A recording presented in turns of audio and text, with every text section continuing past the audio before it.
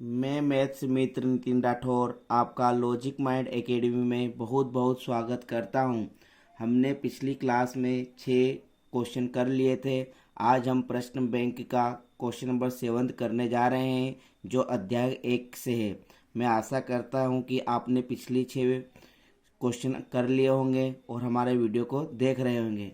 यदि आपको वीडियो पसंद में आ रहा है तो इसे लाइक ज़रूर करें आप, क्योंकि आपको यदि पसंद आएगा तो ही आगे के वीडियो बन पाएंगे।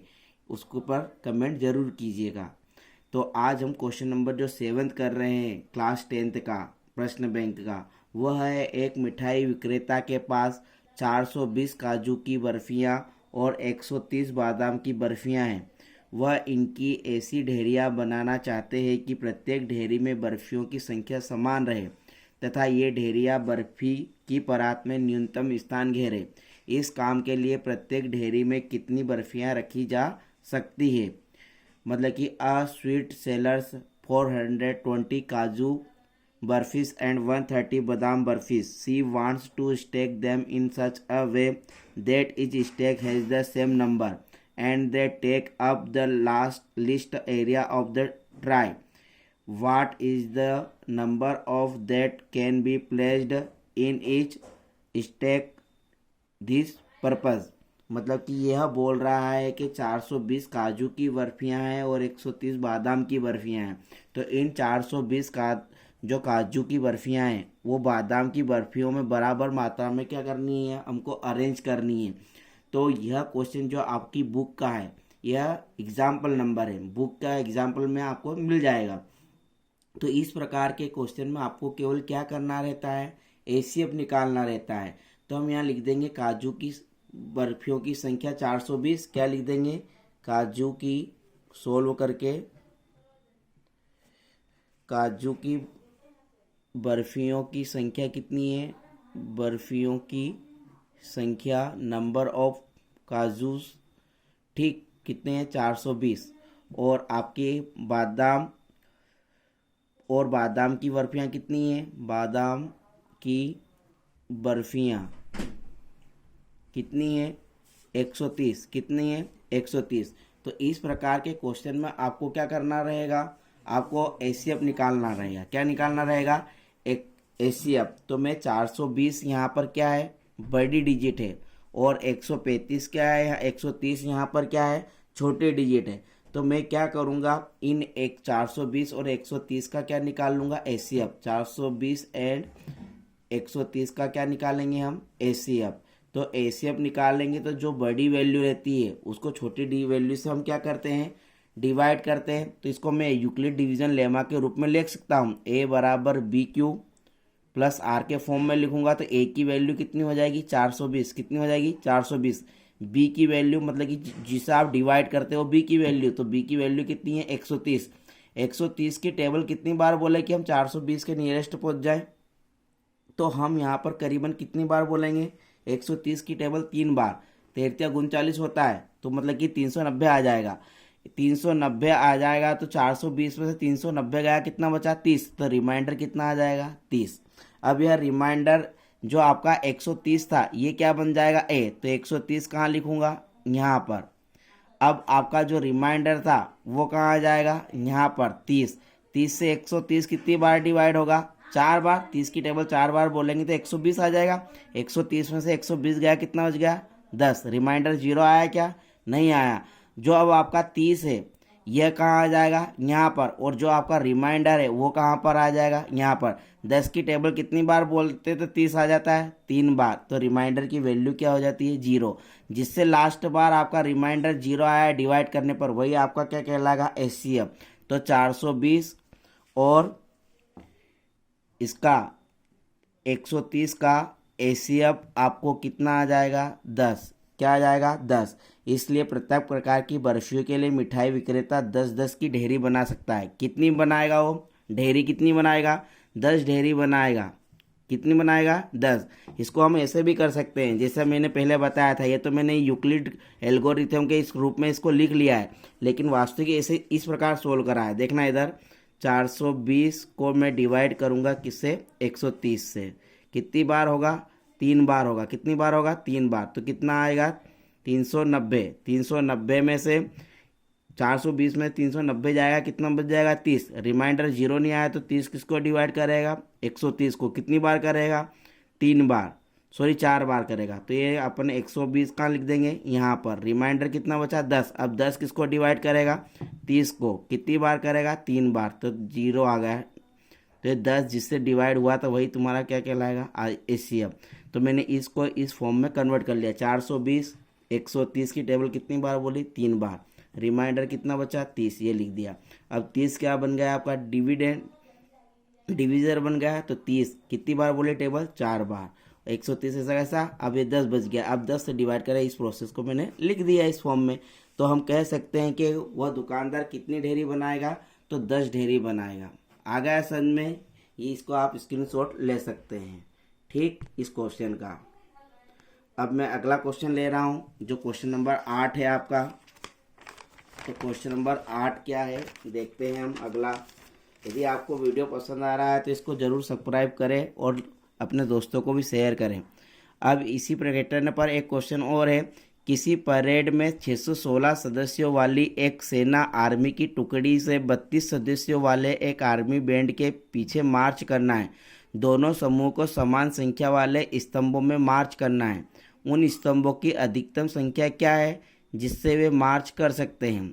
मतलब कि एक आर्मी बैंड है, उसमें 616 सदस्य की एक वो है, मतलब कि बोल सकते हैं उसको टुकड़ी है।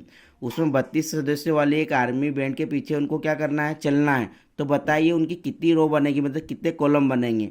तो यह इंग्लिश में एक क्वेश्चन भी लिखा है, मैं बोल रहा हूँ। Army continent of 660 members is to march behind an army band of 32 members in a parade. The two groups are to march in the same number of columns. What is the maximum number of column in which they can march? तो इस प्रकार का जब भी question आए, मतलब कि जो पहला चैप्टर है उसमें आपको अधिकतम बार HCF निकालना है। वो किससे निकालना है, यूक्लिड एल्गोरिथम के द्वारा। तो फिर से हम क्या करेंगे, 616 और किसका, 32 सदस्यों का, मतलब कि इसका क्या निकाल लेंगे, HCF। जो भी आपको आंसर आएगा वही आपका क्या आएगा, आंसर होगा। तो स्तंभों की अधिकतम संख्या क्या लिखेंगे, स्तंभों की अधिकतम संख्या, मतलब कि कॉलम को ज्ञात करने कितनी रो बनेगी उनकी। तो क्या करेंगे, 616 और एंड किसका, 32 का क्या निकाल लेंगे, HCF। क्या निकाल लेंगे, HCF। तो ये 616 उस फॉर्म में फिर से लिखेंगे, A बराबर BQ प्लस R। तो A की वैल्यू यहाँ पर क्या हो जाएगी, आपका डिविडेंड कौन है, 616, मतलब कि भाज्य आपका भाजक कितना है, B कितना है आपका 32, कितना है 32, तो ये लिख दिया 32। अब आपका Q, 32 की टेबल कितनी बार बोल रहे कि हम 616 के नियरेस्ट पहुँच जाएं, करीबन हम 19 बार बोलेंगे। कितनी बार बोलेंगे, 19 बार। तो हम इसके नियरेस्ट पहुंच जाएंगे। रिमाइंडर कितना बचेगा, देखो 32 की टेबल यदि 19 बार बोलता हूँ, मैं आपको डिवाइड करके बताता हूँ। 616 इधर कर देता हूँ साइड से, 616 डिवाइड बाय 32। तो मैंने 32 से डिवाइड करा, तो इसको कितनी टाइम करा, 19 टाइम। कितनी टाइम करा, 19 टाइम। 90 का 2 में करो तो 19 दूना होता है 38 का 8, कैरी आया कितना 3। 19 का 3 में करेंगे 57, 57 और कैरी 3 था तो कितना हो गया 60। ये माइनस कर देंगे, 16 में से 8 गया, कितना बचा 8, ये 0 0। अब 32 रिमाइंडर 0 नहीं आया तो 32 को कौन डिवाइड करेगा, 8। कितनी बार करेगा, 4 बार। कितना आया रिमाइंडर 0, जिससे लास्ट टाइम डिवाइड करना 0 आया वही आपका क्या कहलाएगा, HCF। तो HCF यहाँ पर क्या आएगा 8। अब मैं इसको इस फॉर्म में लिख लेता हूँ, A बराबर BQ प्लस R के। तो 616 इक्वल टू क्या आएगा 32, और 32 की टेबल हमने कितनी बार बोली थी, 19। तो रिमाइंडर कितना बचा था 8। अब रिमाइंडर अभी 0 नहीं आया है, तो अब 32 आपका क्या बन जाएगा, A बन जाएगा। और ये जो 8 था ये आपका क्या बन जाएगा, B। अब आपने 8 की टेबल कितनी बार बोली, 4 बार। तो ये 4 क्या हो जाएगा आपका Q, और रिमाइंडर की वैल्यू कितनी आ जाएगी 0। जैसे ही आपने रिमाइंडर 0 आया तो किससे डिवाइड करने पर आया 0, 8 से। तो आपका 8 क्या हो जाएगा 616 और 32 का क्या हो जाएगा 616 और 32 आपका HCF हो जाएगा। तो HCF आपका कितना आया 8, ये 8 ही आपका क्या है आंसर। तो हम लिख सकते हैं 8 स्तंभों को मार्च करेंगे, वो 8 टुकड़ी मतलब कि 8 लाइन रहेगी, उनके पीछे पीछे वो क्या करेंगे मार्च करेंगे। ठीक, इस प्रकार हमारा आंसर आ जाएगा। क्लियर है? सॉरी आपको डिस्टर्ब हुआ तो फ़ोन आ गया था। तो 616 और 32 का HCF कितना आएगा आपका 8। ठीक, हम अगला क्वेश्चन करने जा रहे हैं। अब अगला क्वेश्चन आपका है क्वेश्चन नंबर 9th। अब 9 आप इसका स्क्रीनशॉट ले सकते हैं। यदि आपको समझ में नहीं आया तो एक बार और बता दूं, 616 और 32 का आपने एलसीएफ लिया, एचसीएफ को आपने इस फॉर्म में लिखा a = BQ + R Euclid division lemma के रूप में। a की वैल्यू आपके पास 616 थी, आपने इसको 32 से डिवाइड करा, कितने टाइम करा 90 टाइम, और रिमाइंडर की वैल्यू आपको 19 टाइम करा तो कितनी बच गई 8। अब ये 8 आपका क्या बन जाएगा b बन जाएगा, और ये जो 32 था ये आपका a बन जाएगा। ठीक, मैंने आपको बता दिया है a क्या होता है, b क्या होता है, q क्या होता है, r क्या होता है। a आपका होता है डिविडेंड, b होता है आपका क्या होता है डिविज़र, q आपका क्वोशिएंट होता है, r आपका रिमाइंडर होता है। हिंदी में a आपका होता है भाज्य और b होता है भाजक, q होता है आपका भागफल और r क्या होता है शेषफल।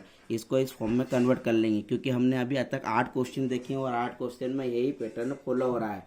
मैं आशा करता हूं कि आपको ये समझ में आएगा। यदि आपको ये वीडियो पसंद समझ में नहीं आ रहा है क्वेश्चन, तो आप पिछला वीडियो जाकर देखिए ताकि आपको पता चल जाए। अब हम क्वेश्चन करने जा रहे हैं क्वेश्चन नंबर 9। तो क्वेश्चन नंबर 9 आपका है, दर्शाइए कि प्रत्येक धनात्मक सम पूर्णांक 2q के रूप का होता है तथा प्रत्येक धनात्मक विषम पूर्णांक 2q + 1 के रूप का होता है, जहाँ q कोई पूर्णांक है। So that every positive even integer is of the form 2q and that every positive odd integer is of the form 2q + 1 where q is a some integer. अब पहले तो मुझे ये पता होना चाहिए कि इंटीजर क्या होता है, मतलब कि हिंदी में बोलते हैं इसे पूर्णांक। जैसे कि आपने एक देखा होगा, एक रेखा बनी होती है, उस रेखा के 0 के इधर दाईं ओर प्लस की संख्या रहती है 1 2 3 4, ये इन्फिनाइट तक जाता है, इधर माइनस की संख्या होती है। तो इसे हम बोलते हैं धनात्मक पूर्णांक और इसे हम बोलते हैं ऋणात्मक पूर्णांक। तो जिसमें धनात्मक और ऋणात्मक दोनों नंबर शामिल होते हैं उसे हम क्या बोलते हैं पूर्णांक। नेगेटिव इसको बोलते हैं पॉजिटिव इंटीजर और इसको बोलते हैं नेगेटिव इंटीजर। तो नेगेटिव और पॉजिटिव इंटीजर जिसमें रहते हैं उसे हम क्या बोलते हैं इंटीजर। क्या बोलते हैं इंटीजर। इसमें लेफ्ट साइड में नेगेटिव होते हैं और राइट साइड में क्या होते हैं पॉजिटिव। तो ये हमारा क्वेश्चन जो बोल रहा है कि कोई सा सम मीन्स क्या होता है जो 2 से डिवाइड हो जाए। तो यहाँ 2 से कौन डिवाइड हो रहा है 4 हो रहा है 2 हो रहा है, मतलब 2 से डिवाइड हो जाएगा वो आपका इवन इंटीजर कहलाएगा, और जो 2 से डिवाइड नहीं होगा वो आपका क्या कहलाएगा ऑड इंटीजर। तो 2 से कौन डिवाइड नहीं हो रहा 3 नहीं हो रहा 5 नहीं हो रहा, तो ये आपके क्या कहलाएंगे विषम पूर्णांक। क्या कहलाएंगे विषम पूर्णांक। तो विषम पूर्णांक किस रूप में होना चाहिए 2q + 1 के, और जो सम पूर्णांक है वो किसके रूप में होना चाहिए 2q के रूप में होना चाहिए। यह आपको प्रूव करके बताना, मतलब कि इसको सोल्व करके बताना है। तो हम क्या करेंगे, मान लीजिए कि हम पहले लिखेंगे, माना कि a कोई क्या है धनात्मक पूर्णांक है, तो यहाँ लिख देंगे कि माना कि a एक धनात्मक पूर्णांक है, a कोई धनात्मक पूर्णांक है। इंग्लिश में हमको इसको क्या लिखेंगे, let a is a positive integer. तो जैसे हम इसको पॉजिटिव इंटीजर मानेंगे a को, तो हमें b की वैल्यू क्या आएगी, हमारा यूक्लिड डिवीजन लेमा क्या बोलता है a = BQ + R। तो जो q के इनटू में रहता है वह किसकी वैल्यू रहती है b की। तो यहाँ q के इनटू में कौन है b, तो b की वैल्यू क्या हो जाएगी 2। कितनी हो जाएगी 2। तो हम यहाँ लिखेंगे a कोई धनात्मक पूर्णांक है तथा b बराबर कितना है 2 है। जैसे ही b की हमें वैल्यू निकलती है तो हमको पता रहता है कि यूक्लिड डिवीजन लेमा ने क्या बोला था a = BQ + R, और जो इसने बोला था 0 <= R क्या b। तो ये जो r है ये b से क्या रहेगा छोटा।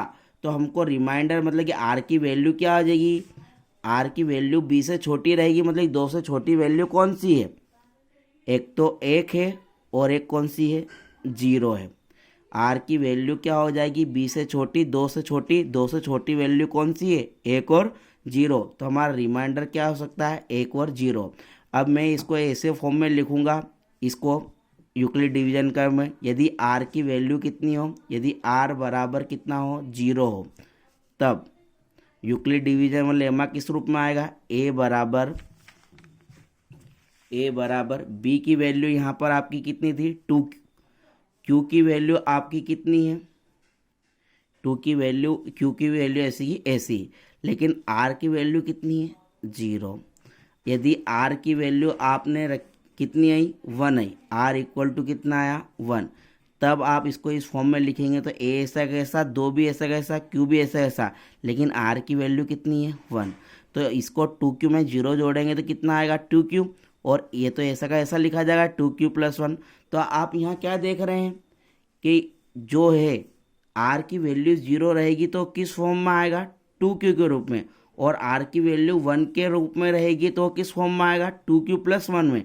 तो यहाँ पर आपने पहले ही मान लिया था, क्यू उसने दे रखा है, क्या है, एक इंटीजर है। इंटीजर मीन्स क्या बोलते हैं, एक कोई सा नंबर है, तो मैं मान लेता हूँ, तो आपको प्रूफ करके बताऊँ। तो क्यू की वैल्यू मान लो वन है, तो एक का दो में मल्टीप्लाई करें, क्यू की जगह मैंने वन रख दिया, एक का दो में मल्टीप्लाई करा तो कितना आया, दो। ये दो किससे डिवाइड हो रहा है, दो से डिवाइड हो रहा है, दो से डिवाइड हो रहा मतलब कि ये क्या है, सम है, इवन है। मतलब कि जब भी कोई नंबर दो से डिवाइड होगा तो किस फॉर्म में आएगा, टू क्यू के रूप में आएगा। किसके रूप में आएगा, टू क्यू के रूप में। मान लो मैंने आर की वैल्यू वन रखी, कितनी रखी, वन, तो ये टू क्यू की वैल्यू वन रखी तो प्लस वन, तो दो का एक में करा तो दो, दो में एक जोड़ा तो कितना, तीन। तीन दो से डिवाइड होता है क्या, नहीं होता, मतलब कि यह क्या है, विषम। तो विषम नंबर है, मतलब कि जब भी कोई नंबर दो से डिवाइड नहीं होगा तो किस फॉर्म में आएगा, तीन के रूप में। ठीक, सॉरी, जब कोई नंबर दो से डिवाइड नहीं होगा तो किसके रूप में आएगा, टू क्यू प्लस वन के रूप में आएगा। और यदि वो टू से डिवाइड होगा तो किस फॉर्म में आएगा, टू क्यू के रूप में। तो हमने यहाँ देखा, हमने पहले, अब मैं क्वेश्चन को आपको समझा देता हूँ, मतलब कि कैसे करना है। मैंने आपको ये प्रूव करके बता दिया। तो हम पहले लिखेंगे कि a is a positive integer, माना एक कोई धनात्मक पूर्णांक है, b बराबर कितना आएगा, दो। तो यूक्लिड डिवीजन लेमा हमारा क्या बोलता है कि zero less than equal to r less than b। तो r की वैल्यू हमें दो से छोटी मिलेगी, तो मैंने लिखा r इक्वल टू वन और ज़ीरो। यदि मैंने लिखा r इक्वल टू कितना आया, ज़ीरो, तो a equal to two q plus कितना हो जाएगा, r की वैल्यू मैंने कितनी रख दी, जीरो, तो जीरो टू क्यू में जुड़ा तो टू क्यू आया। फिर मैंने आर की वैल्यू वन रखी, तो ए इक्वल टू टू क्यू कितना हुआ, प्लस वन हुआ, तो ये टू क्यू प्लस वन। तो जब हम धनात्मक, यदि वह इवन रहेगा तो हम यहाँ लिखेंगे, तब यदि कोई नंबर धनात्मक रहेगा तो वह किस फॉर्म में रहेगा, टू क्यू के रूप में। यदि वह विषम के रूप में रहेगा तो किस फॉर्म में रहेगा, टू क्यू प्लस वन के। तो हम लिखेंगे, यदि कोई धनात्मक पूर्णांक सम रहेगा तो वह टू क्यू के रूप में रहेगा, यदि वह विषम के रूप में है, विषम है, तो वह किस रूप में रहेगा, टू क्यू प्लस वन के रूप में रहेगा। इस प्रकार हम क्वेश्चन को कर सकते हैं। यदि आपको यह समझ में आया हो तो इसे लाइक ज़रूर करें। थोड़ा सा डिफ़िकल्ट है, लेकिन आपको इसको थ्योरी में लिखना पड़ेगा। ठीक इसी प्रकार आप इसका स्क्रीनशॉट ले सकते हैं। 2 नंबर का आएगा क्वेश्चन, तो इसको इस फॉर्म में करना है। क्या करना है, आपको पहले नंबर लिख देना है कि ए कोई धनात्मक पूर्णांक है और b इक्वल टू टू आ जाएगा। फिर आपको आप b की वैल्यू यदि आ गई तो आप r की वैल्यू लिख सकते हैं, क्योंकि r की वैल्यू b से क्या होती है, छोटी। जैसे ही आपको रिमाइंडर आए तो उसको आपको यूक्लिड डिवीजन लेमा के रूप में लिख देना है। यूक्लिड डिवीजन लेमा के रूप में लिख दोगे तो जो दो से डिवाइड हो रहा है वो इवन हो जाएगा, जो दो से डिवाइड नहीं हो रहा है वो ओड हो जाएगा। इस प्रकार हम लिख सकते हैं कि यह इवन है और ओड है। इस प्रकार हमने इसको सिद्ध कर दिया। आ गया समझ में? ठीक है, आप अगला क्वेश्चन हम देखते हैं, क्वेश्चन नंबर 10। क्वेश्चन नंबर 10 है आपका, अभी जो करा था ऐसा ही है। दर्शाइए कि प्रत्येक धनात्मक पूर्णांक 4q प्लस 1 या 4q प्लस 3 का रूप का होता है, जहाँ q एक पूर्णांक है। मतलब कि हमको अब बताना है कि 4q प्लस 1 या 4q प्लस 3 का रूप का होता है, जहाँ क्या है, q एक धनात्मक पूर्णांक है। मतलब कि आपको बताना है कि कोई सा पॉजिटिव इंटीजर 4q+1 4q+3 के रूप में होता है, जहाँ q क्या है आपका एक मतलब कि इंटीजर है। So that any positive odd integer, यहाँ विषम नहीं लिखा हिंदी में, इंग्लिश में वर्ड लिखा, मतलब कि यहाँ क्या आएगा, विषम आएगा। क्या आएगा, विषम। तो आपको बताना है कोई विषम पूर्णांक किसके रूप में होता है, 4q+1 4q+3 के रूप में होता है। Odd integer is the form of 4q+1 4q+3, q is a some integer. अब भी मैंने क्या बताया था कि पहले हम क्या लिखेंगे, a एक धनात्मक पूर्णांक है। क्या लिखेंगे, माना a एक धनात्मक पूर्णांक है। इंग्लिश में हम लिखेंगे let a is a positive integer. ठीक, जैसे ये पॉजिटिव इंटीजर हुआ a, तो b की वैल्यू इसके इंटू में कौन है, क्योंकि 4 है, तो b की वैल्यू कितनी हो जाएगी, 4 है। कितनी है, 4 है। अब b की वैल्यू मुझे 4 आ गई, कितनी आ गई, 4। तो हमारा यूक्लिड एल्गोरिथम क्या बोलता है, यूक्लिड विभाजन प्रमेय से, तो हम क्या लिखेंगे, a बराबर BQ+R। तो अब यहाँ पर r की वैल्यू क्या होगी, 0 < R b। यह यूक्लिड विभाजन एल्गोरिथम है। तो r की वैल्यू b से छोटी होगी, तो हमें शेषफल क्या हो सकते हैं, रिमाइंडर क्या हो सकते हैं, r की वैल्यू b से छोटी 4 से छोटी, मतलब कि कौन सी होती है, 0 हो सकती है। 0 के बाद कौन है, 1, फिर कौन है, 2, और कौन है, 3। तो r की वैल्यू 0 हो सकती है, 1 हो सकती है, 2 हो सकती है, और 3 हो सकती है। तो हम बारी बारी से एक एक बार इसको लिख लेंगे। तो a ऐसा का ऐसा, b की जगह हमको क्या लिखना है, 4 ही लिखना है, सॉरी b, हाँ b की जगह हम 4 लिखेंगे, और q भी ऐसा का ऐसा, और r की वैल्यू मैंने 0 रखी। तो ये 4q में 0 जुड़ेगा तो कितना आएगा, 4q आएगा।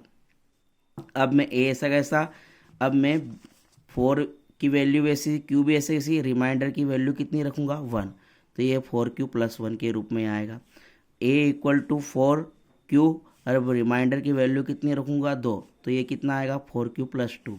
फिर इसी प्रकार में 4q, r की वैल्यू कितनी है, 3, तो यहाँ लिखूँगा 3। तो ये कितना आएगा, 4q+3। अभी हमने इससे जस्ट पहले क्वेश्चन करा कि जो 2 से डिवाइड हो जाएगा वो इवन कहलाएगा, जो 2 से डिवाइड नहीं होगा वो क्या कहलाएगा, विषम। इवन और ओड, जो 2 से डिवाइड हो जाता है वो इवन, जो 2 से डिवाइड नहीं होता है वो ओड।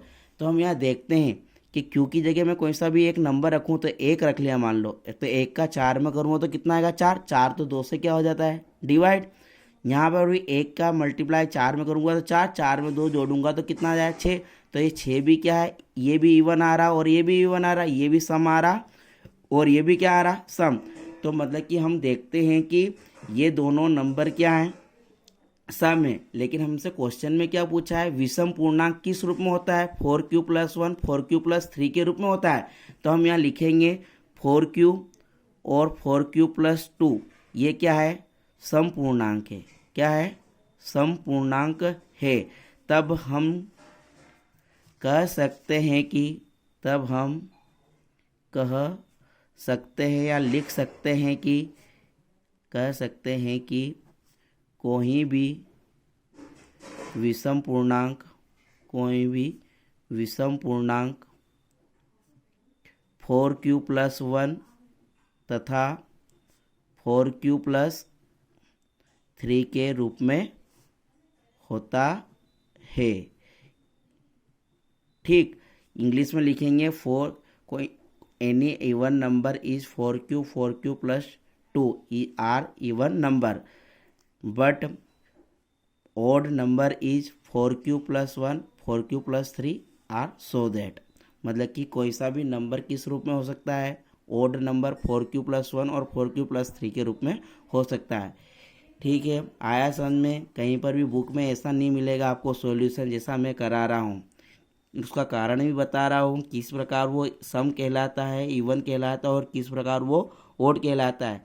क्यों हमको इस फॉर्म में लिखना पड़ता है, और सम को और क्यों विषम को इस फॉर्म में लिखना पड़ता है। आपको आप कारण पता चल गया है। मैंने आपको बता भी दिया है कि इवन किस प्रकार होगा और ओड किस प्रकार होगा।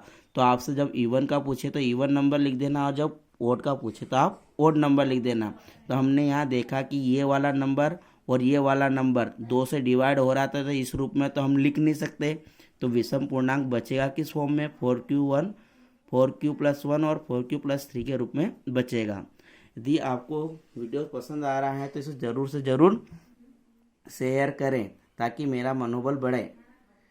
ठीक है, इस प्रकार आज हमने क्वेश्चन नंबर 10 तक कर लिए हैं और आगे के वीडियो में जल्द ही मैं अपलोड करूंगा। हो सकता है कि कल आपका ये चैप्टर लास्ट रहे, तो कृपया जिसने भी पिछले वीडियो नहीं देखे हैं वो ज़रूर देखें, क्योंकि इसमें से 100% क्वेश्चन आपको आएंगे।